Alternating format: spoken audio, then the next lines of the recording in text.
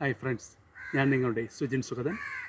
ഒരു പൈലറ്റ് ആകുന്നതിന് വേണ്ടിയുള്ള ആഗ്രഹത്താൽ മദ്രാസിയിലെ IIT-യിൽ നിന്നും എയറോനോട്ടിക് എഞ്ചിനീയറിംഗ് പഠിച്ചു അബ്ദുൽ കലാം.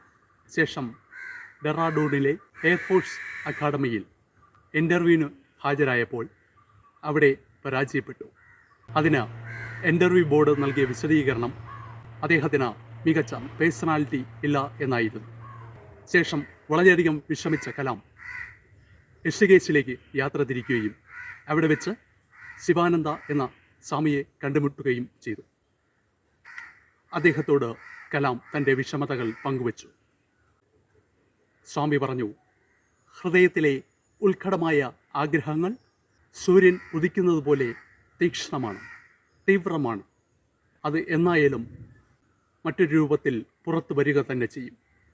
കാലം കഴിഞ്ഞപ്പോൾ ഭാരതത്തിന് ലഭിച്ചത് അഗ്നിച്ചിറകുകളുള്ള വീരപുത്രനെയാണ്, ഡോക്ടർ APJ അബ്ദുൽ കലാം.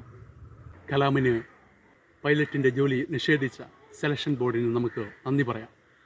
കാരണം ഹൃദയത്തിൽ അഗ്നിയെ ജ്വലിപ്പിക്കുന്നവർക്ക് ഉയരത്തിലെത്തുവാൻ സാധിക്കുമെന്ന് കാട്ടിക്കൊടുത്ത ഭാരതപുത്രനായ APJ നമുക്ക് ലഭിച്ചുവല്ലോ.